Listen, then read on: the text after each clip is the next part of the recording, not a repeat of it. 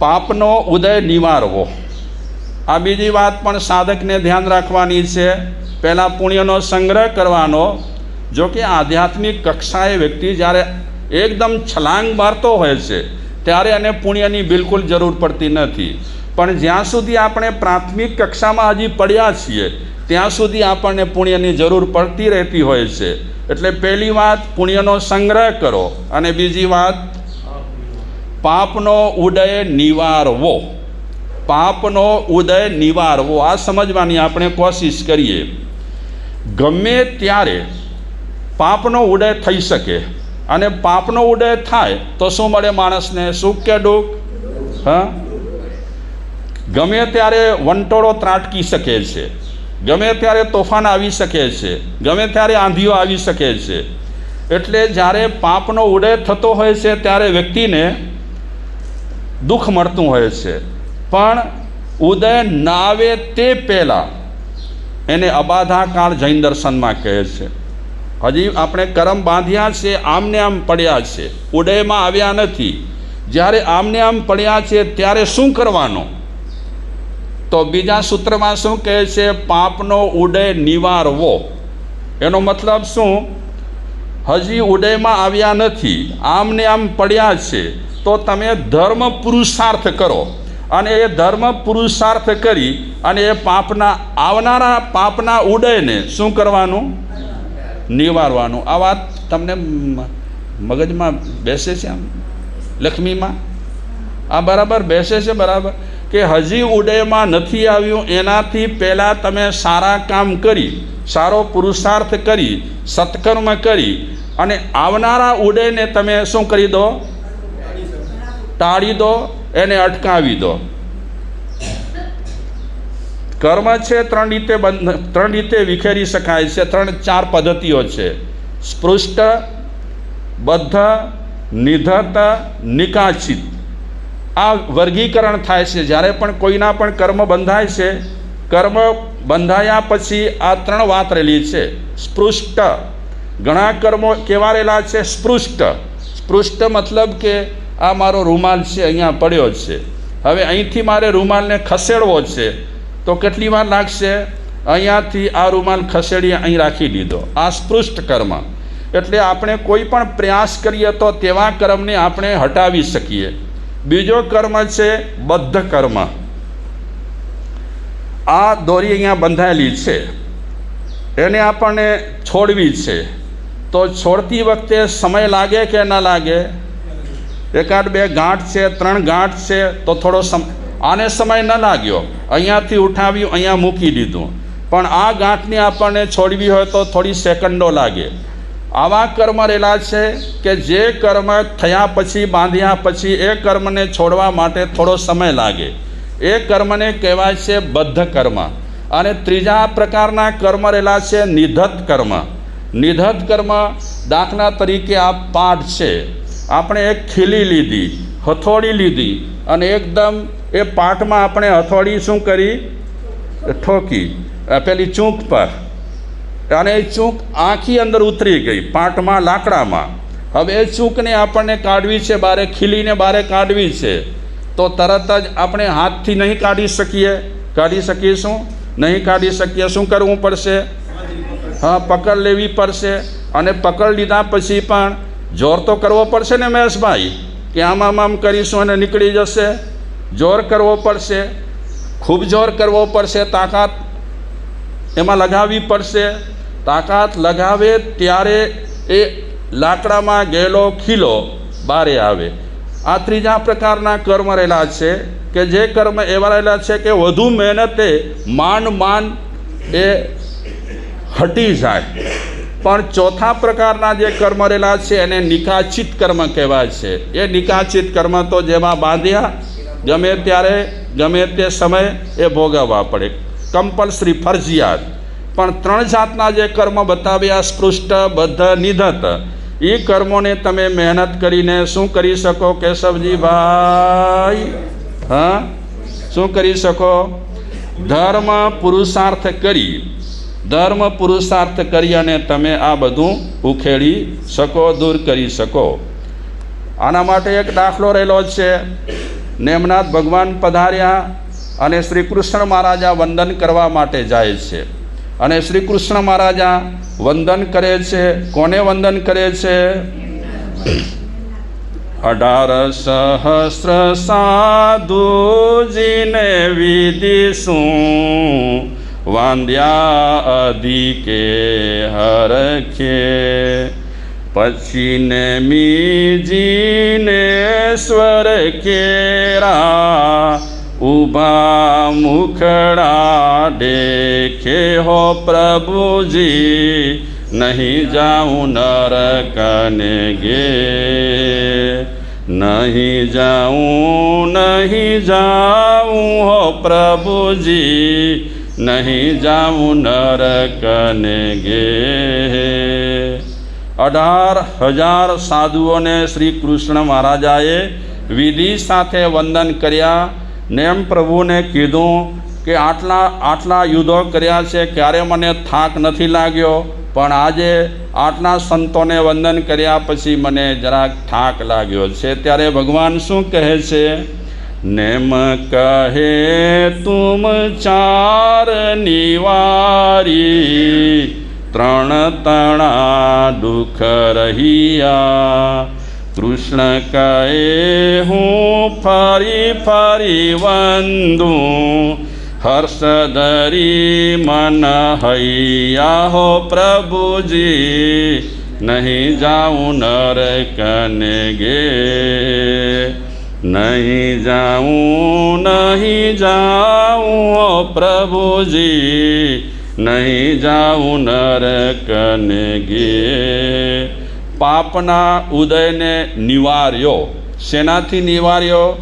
તો વિધિ સહિત વંદન કર્યા. કેટલા સાધુઓને વંદન કર્યા? તો 18,000 સાધુઓને વંદન કર્યા.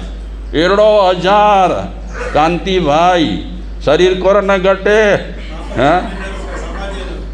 18,000 સાધુઓને વંદન કર્યા અને પ્રભુને કહે છે કે પ્રભુ આમ થઈ ગયું હવે મને. ત્યારે નેમ પ્રભુ કહે છે શ્રી કૃષ્ણને કે તમને તો મોટો લાભ થઈ ગયો, તમે એકદમ લોટરી જીતી ગયા છો. જે 7 નરકના દળિયા ભેગા કર્યા હતા એમાં વિધિ સહિત ભાવોલ્લાસ સાથે તમે વંદન કર્યા. એ વંદનને કારણે 4 દળિયા ખલાસ કરી નાખ્યા, નાશ થઈ ગયા. ઉદયમાં આવવાનો હતો કર્મ, એને શું કર્યો? પાપનો ઉદય આવવાનો હતો શ્રી કૃષ્ણના જીવનમાં, પણ એ ઉદયમાં મોડો આવવાનો હતો. એનાથી પહેલાં એમણે કોઈક કાર્ય કર્યું, સારું કાર્ય કર્યું, અને એ સારા કાર્યને કારણે પાપના ઉદયને શું કર્યો? નિવાર્યો. એટલે ખાલી છાનામાના બેસી અને રડવાનું નથી કે કરમ મેં જે લખેલો ઊંધો એ થીંધો, એવી રીતે રડવાનું નથી. મને નહીં ને તમને નહીં, ઢીલા નથી થવાનું. કરમમાં લખેલું હોય તે જ બધું થાય તે જરૂરી નથી, તે જરૂરી નથી. કારણ કે કર્મમાં લખેલું હોય એ હજી ઉદયમાં આવ્યું નથી, પડ્યું છે આમને આમ સત્તામાં. શાંતિ કર્મ કહેવાય, અબાધા કાળ કહેવાય, હજી એનો કાળ પરિપક્વ નથી થયો. તો મહાપુરુષો કહે છે કે એ પાપના ઉદયને તમે નિવારો. કંઈક મહેનત કરો, કંઈક સારા કામ કરો, મનથી, વચનથી, કાયાથી, જેટલા તમારાથી સત્કર્મ થાય તેટલા કરો. તો આ કૃષ્ણ મહારાજાને નેમ પ્રભુએ કીધું કે 4 નરકના દળિયા એને તમે ફટાકડાની જેમ ફોડી નાખ્યા. હવે કેટલા બાકી છે? તો 3 બાકી છે. ભગવાનને કહે છે પ્રભુ જો આવો ફાયદો થતો હોય તો ભલે ને થાક લાગે, હજી હું વંદન કરું 18,000 સાધુઓને. ભગવાન કહે છે બસ રાઈના ભાવ રાતે હતા, પતી ગયું. ધર્મમાં અપેક્ષા આવી એટલે પતી ગયું. એટલે મહાપુરુષો કહે છે ધર્મમાં અપેક્ષા ન રાખો. આ કરું તો આ ફળ મળે, આ કરું તો આ ફળ મળે, આટલા આય મિલ કરું તો આ ફળ મળે, આટલા ઉપવાસ કરું તો આ ફળ મળે. અપેક્ષા આવી એટલે ધર્મનો જે ફળ મળવાનો હોય એમાં મર્યાદા આવી જાય, મપાઈ જાય. એટલે ફળની વાત જ નથી કરી શાસ્ત્રોમાં, ક્યાંય પણ નથી કરી. અને કરી હોય તો નેમ પ્રભુ પણ કહે શ્રી કૃષ્ણને કે હા કરો, કરો ફરીને 18,000 સાધુઓને વંદન. તમારા જે 3 નરકના દળિયા છે ને એ પણ શું થઈ જશે? ખલાસ થઈ જશે નહીં. હવે અપેક્ષા આવી એટલે ધર્મનો ફળ જતો રહ્યો, પછી જાય. અપેક્ષા કોઈ જાતની મને નથી રાખવાની, તમને નથી રાખવાની કે સાધુ બન્યો છું તો મને આ ફળ મને મળે, હું આ કરું છું તો મને આ ફળ મળે. આપણા ગ્રંથોમાં આચાર્ય ભગવંતોએ લખ્યું છે ફળનું, પણ આગમોમાં ક્યાંય પણ ફળની વાત નથી. આગમોમાં તો રીતસર કહે છે નો ય લોગઠ્યાય તવ મૈઠી જાન, નો પર લોગઠ્યાય તવ મૈઠી જા, નો કત વિનશિલોગ સદાય મૈઠી જા. આવી ટકોરા કરીને વાત કરી છે કે પર ભવ માટે પણ તપ ન કરો, આ ભવ માટે પણ તપ ન કરો. તપ કેવલ ને કેવલ માત્ર ને માત્ર એક ઉદ્દેશથી વ્યક્તિને કરવાનું છે, કર્મ નિર્જરા. જો કે એ પણ અપેક્ષા, હમણાં મેં વાંચ્યું કે કોકે કીધું કે મને મોક્ષ ખપે છે, તો એમણે કીધું શું કામ મોક્ષની અપેક્ષા રાખે છે? તું સારા કામ કરતો રહે, દેનારો કોક દે છે, તારે શું માગવાની જરૂર છે? તો મૂળ મુદ્દા પર આપણે આવી જઈએ. કૃષ્ણનું કામ થઈ ગયું. શું કર્યું કૃષ્ણએ? 4 નરકના દળિયા તોડી નાખ્યા. નહીં તો એમને 7 નરકના દળિયા ભોગવવા પડત, પણ એ પાપના ઉડયને શું કર્યો? નિવાર્યો. એટલે મહેનત તમે ખૂબ કરો છો, આપણને બધાને મહેનત કરવાની છે. કોઈ ફળ આપે તેમ નથી અને કોઈની તાકાત પણ નથી. જે કરવાનું છે તે આપણને કરવાનું છે. ત્રીજી વાત, પહેલી વાત કઈ છે? પહેલી વાત છે પુણ્યનો સંગ્રહ કરો. બીજી વાત છે પાપના ઉદયને નિવારો. ત્રીજી વાત છે નિમિત્તોથી દૂર રહીને દોષ નિષ્ફળ કરો. નિમિત્તોથી દૂર રહીને દોષ નિષ્ફળ કરો. આપણે બધા છીએ નિમિત્તવાસી કહેવાઈએ. આપણે નિમિત્તે આગળ પણ વધીએ અને નિમિત્તે પાછળ પણ પડીએ. સારા વ્યક્તિનો સંપર્ક થાય તો આપણે આગળ વધીએ અને ખરાબ વ્યક્તિનો સંપર્ક થાય તો આપણે પાછળ પણ પડી શકીએ છીએ. નિમિત્ત 2 પ્રકારના છે. શુભ નિમિત્ત મળે તો સારું થાય, અશુભ નિમિત્ત મળે તો શું થાય? ખરાબ થાય. જન્માંતરોમાં આપણે અવળાઈઓ બહુ કરી છે. જન્માંતરોમાં બહુ અવળાઈઓ કરી છે અને આપણે આપણા પાપોને તગડા બનાવ્યા છે, ખૂબ તગડા બનાવ્યા છે. તગડો ક્યારે બને? જીવ તગડો ક્યારે બને? ત્રગડો નહીં, તગડો. તગડો ક્યારે બને? તગડો ત્યારે બને કે એને બરાબર આપણે જે પાપો બાંધ્યા છે એને તગડા બનાવ્યા છે. તગડા કઈ રીતે બનાવ્યા છે? એને જે ખોરાક ખપતો હતો તે ખવડાવતા રહ્યા છીએ, ખૂબ ખવડાવતા રહ્યા છીએ. અને પાપો તગડા ક્યારે બને? કે એવા નિમિત્તો મળ્યા આપણને, એ નિમિત્તોને નિવારવાની કોશિશ ન કરી, એ નિમિત્તોને ટાળવાની, દૂર કરવાની કોશિશ ન કરી. અને જે લોકો આપણને અત્યારે કસાય થાય છે ને, ક્રોધ આવે છે ને, એમાં પણ નિમિત્ત છે. માની લો કોઈ નિમિત્ત ઊભો થયો છે, ક્રોધ આવે એવો, તો એ સમયે શું કરવાનું?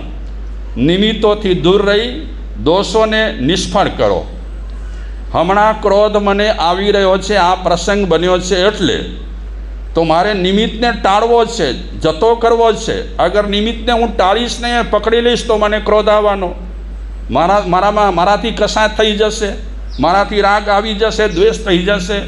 તો આ ત્રીજા સૂત્રમાં શું કહે છે? નિમિત્તોને શું કરો? નિમિત્તોને ટાળો, દૂર કરો અને દોષોને નિષ્ફળ કરો. ક્રોધ ક્યારે નિષ્ફળ થાય? ક્રોધ કરવાનો નિમિત્ત જ્યારે ઊભો થાય ત્યારે એ નિમિત્તને જ આપણે ધકેલી દઈએ, નિમિત્તને જ આપણે હટાવી દઈએ તો આપણને ક્રોધ તે સમયમાં જે આવતો હોય એ અટકી જાય. આપણે ક્રોધને નિષ્ફળ કર્યો એટલે દોષને નિષ્ફળ કર્યો. આ બધા દોષો જ કહેવાય ને, આ બધા દુર્ગુણ કહેવાય ને. કસાયો વગેરે આપણે કરીએ છીએ, દુર્ગુણ છે. નિમિત્તે એ પેદા થાય છે અને આપણે મહેનત કરી અને એને શું કરવાના? દોષોને નિવારવાના છે. તો હવે સમય નથી વધારે કહેવાનો, પણ એટલું હું કહીશ કે સુકુમાલિકા સાધ્વીજી, તમે નામ સાંભળ્યું હશે. સુકુમાલિકા સાધ્વીજીનું નામ સાંભળ્યું છે? કયા ગજના હતા? તપગજ કે અચલ ગજ કે પાયસન ગજ કે ખરતર ગજ કે કયા ગજના હતા મહેશભાઈ? સુકુમાલિકા સાધ્વીજી નથી ખબર?